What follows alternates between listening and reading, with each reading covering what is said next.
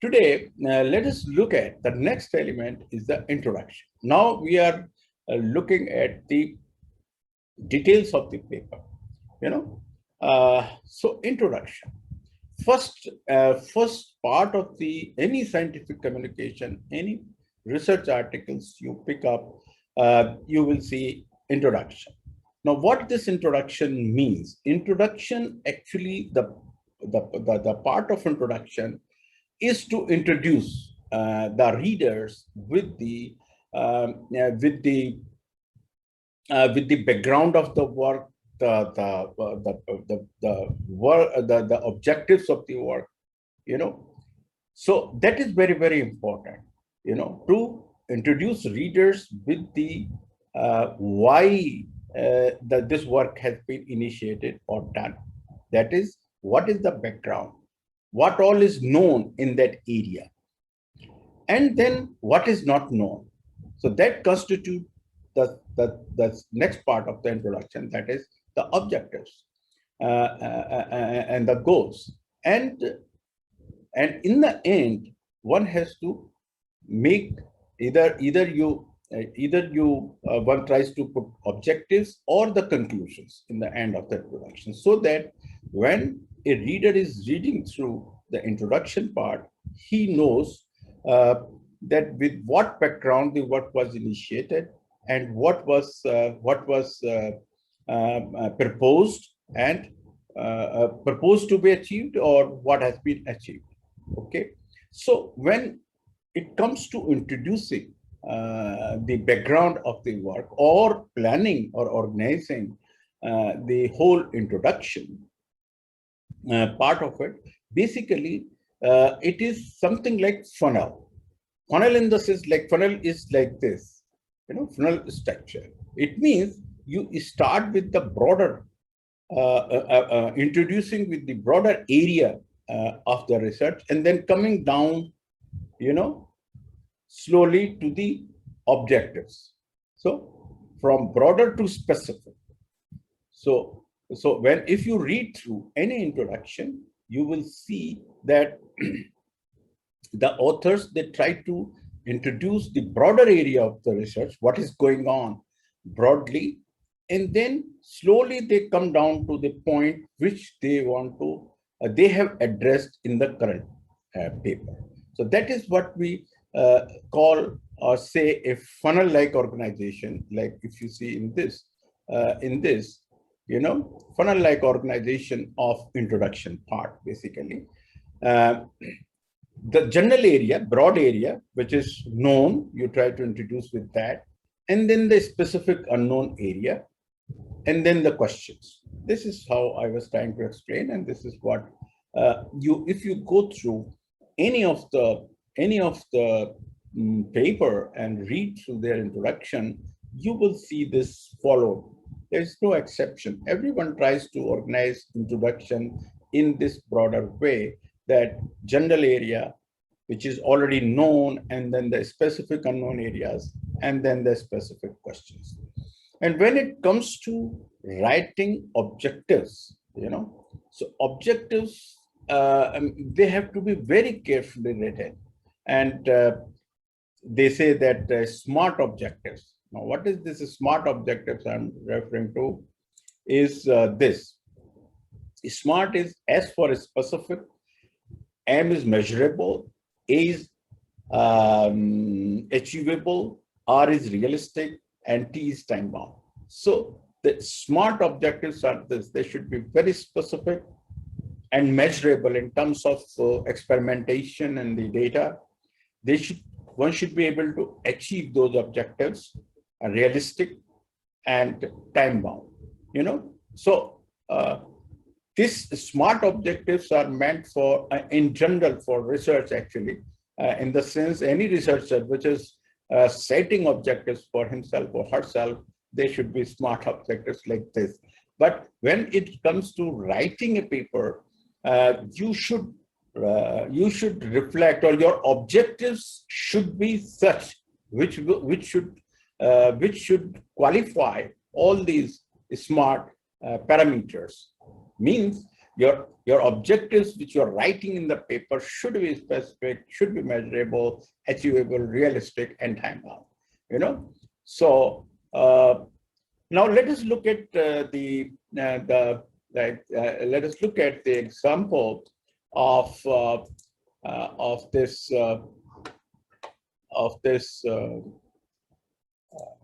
objective. Let us look at this. Okay, so let us look at the introduction in the example which I gave. Okay, and I don't know how many of you have gone through. I told you, please go through. It will help you in understanding what I'm talking about. But if you have not, please go through in a leisure time. And I'm not going to spend a whole lot of time on this. But only thing I want to, you remember that funnel approach of writing introduction. And the same thing is I mean, while writing, I didn't have, I mean, this is, again, as I mentioned, it is the experience which tells you how to develop introduction, which automatically fits into funnel approach, you know. So here, we started with talking about heat, HSP90, heat shock proteins in general, in animals at anywhere, you know, and then coming down to, you know, HSP90 in plants. And then if you follow through the HSP homologs, HSP90 homologs, as you know, this gene family has 5 homologs, you know. So talking about those 5 homologs, you know, very clearly, and what is known, what is not known, where, in which systems these homologs have been shown, what is their role, everything is systematically comes here. And what are the questions, you know? For example, here we say that despite the presence of HSP90 members in different plant species, their functional relevance in plant development has not been fully established. So the previous to this is the facts which are known, and here it is what is not known. So though all these homologs of HSP90 have been reported, have been shown, but why they are there is not clearly understood. So this is the gray area, you know. So like this, you have to, or the author has to very clearly make a mention here. Now, so this is one part of the story. Second part was that why tomato system has been chosen. So a little bit about that also has been written here, that it is a model system and plants to work with for certain advantages which tomato offers.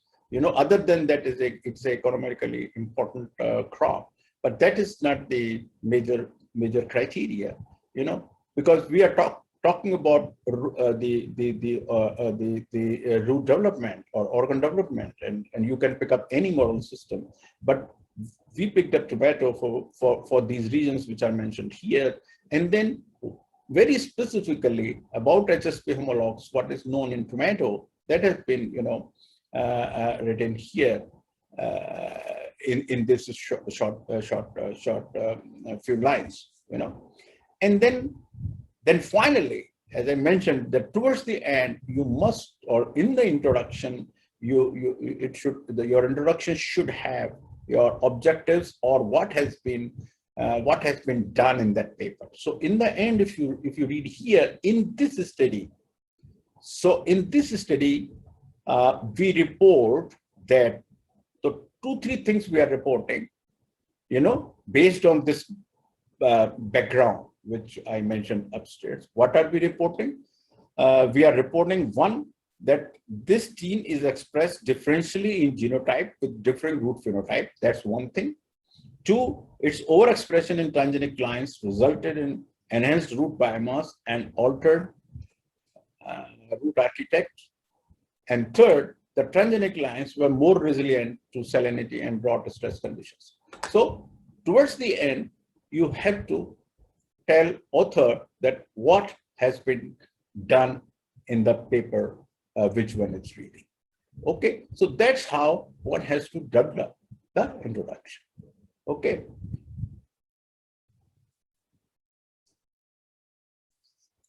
Okay, let's go to next.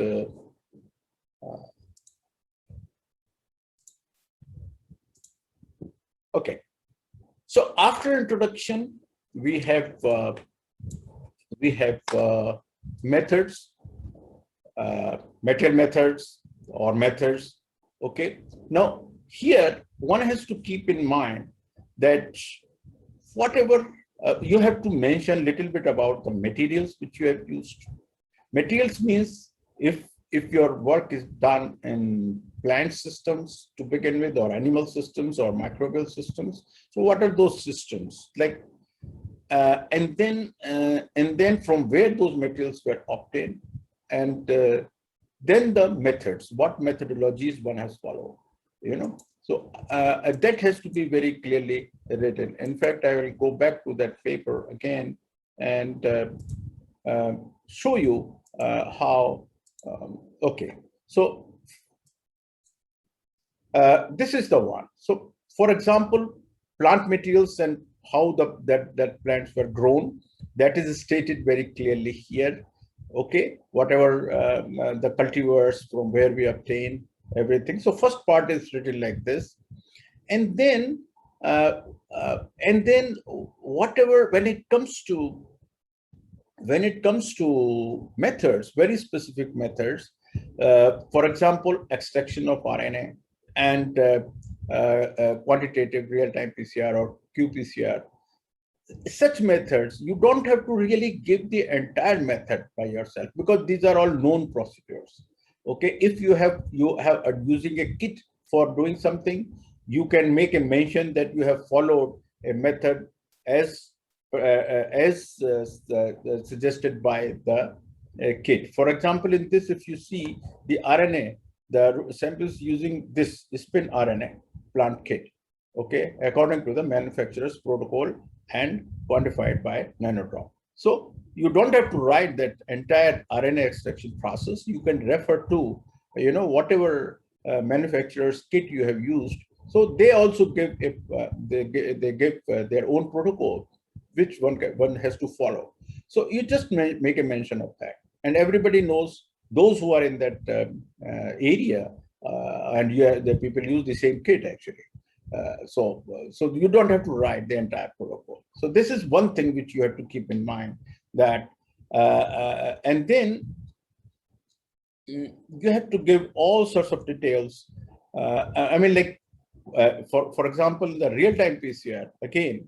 If whatever machine one is using, their machine specific protocols are there, which you can again make a mention.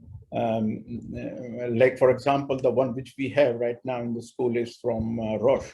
So Roche machine, like here it is mentioned, you know, qRT-PCR was performed in Roche Light, this thing, and these were the parameters used, you know.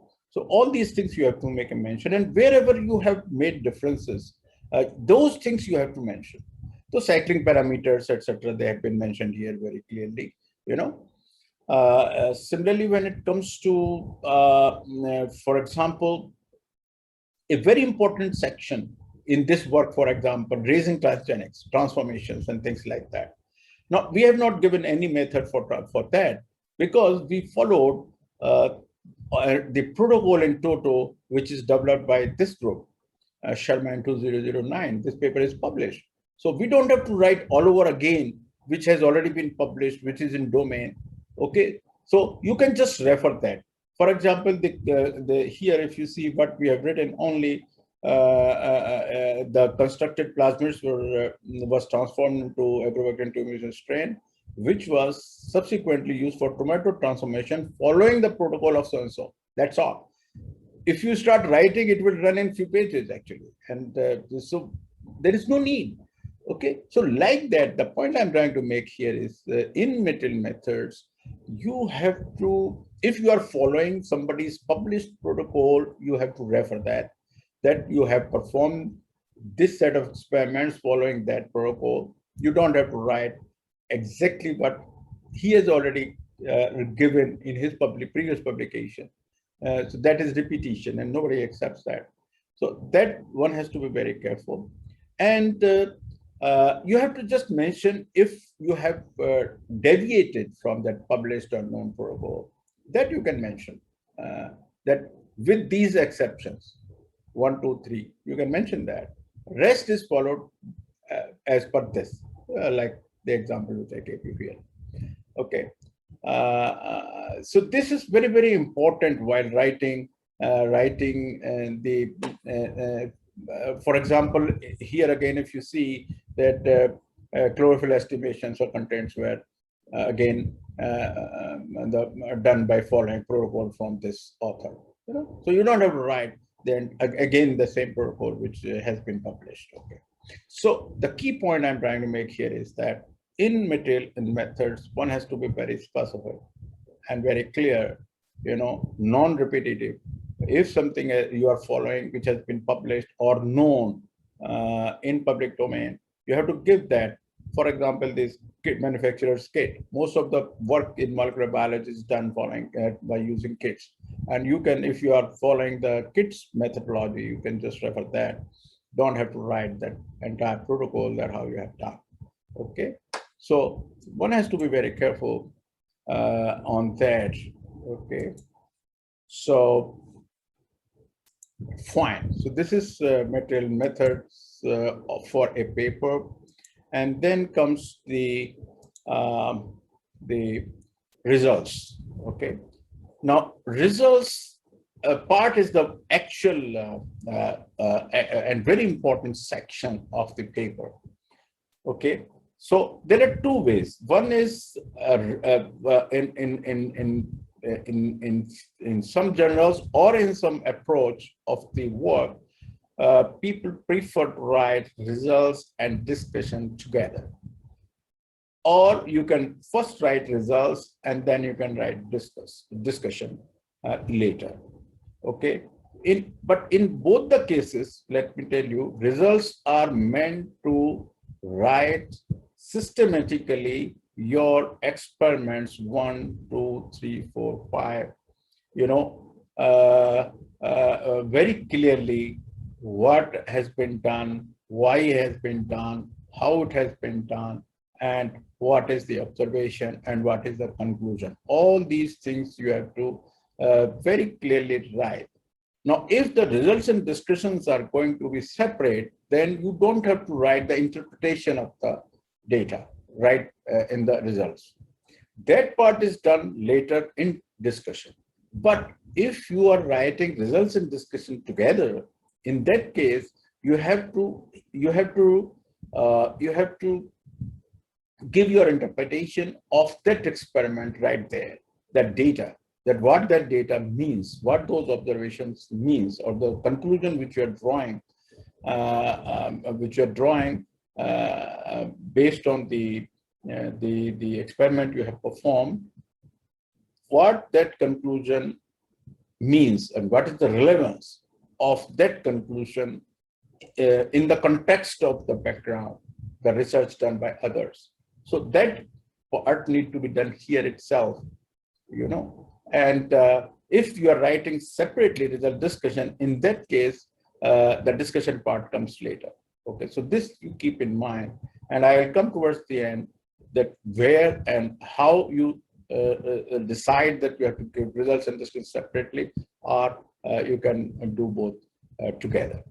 So this is one part which you have to keep in mind. Second part is the data. The data can be presented, whatever experiments you do and collect data, in either in the form of table or in the form of figure, or in the form of the figure can be line figure, or can be pie this thing, or it can be bar diagram, or a pictorial. So you have options for presenting your data either in the form of tables, figures, graphical figures, or bar diagram, pie diagram, or simple figures. Okay. So, but then you as an author has to decide which data should go as table, which as figure, or which as bar diagram, and etc. etc. Now that depends upon the kind of data you have collected and which way of presentation of the data will give author a very clear cut understanding of the result just by looking at it. Okay, so I will discuss all this in my next class.